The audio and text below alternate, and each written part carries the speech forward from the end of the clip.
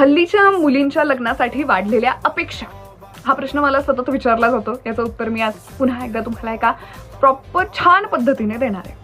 So सगळ्यांनी लक्षात घ्या, आपला इतिहास तर तुम्हाला सगळ्यांनाच माहिती आहे की मुलींवर किती बंधनं असायची, किती प्रथा असायच्या, सगळी स्वप्न वगैरे. कधी त्यांनी स्वप्न बघण्याचा विचारच केला नाही, बघितली असतील पण पुढे येऊच दिलं नाही. सो कुठेतरी तो काळ बदलत बदलत बदलत आत्ता मुली पुढे जायला लागल्यात. तर तुम्हाला असं वाटतं की मुली अशा अपेक्षा ठेवतात, तशा अपेक्षा ठेवतात, का नको ठेवायला? तेव्हा त्यांना कोणीच विचारलं नाही. आता कुठेतरी त्या कॉन्फिडेंटली बोलतायत, इंडिपेंडेंट होत आहेत. तर नक्कीच त्या या गोष्टी मांडणार ना. आणि मुलांना मी असं सांगेल की मित्र, अपेक्षा ठेवणं काहीच चुकीचं नाहीये. सगळेच अपेक्षा ठेवतात, मुलंही अपेक्षा ठेवतात.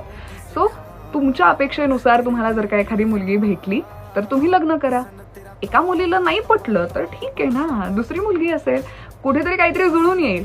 पण अपेक्षा ठेवणं चुकीचं नाहीये असं मी सांगेन.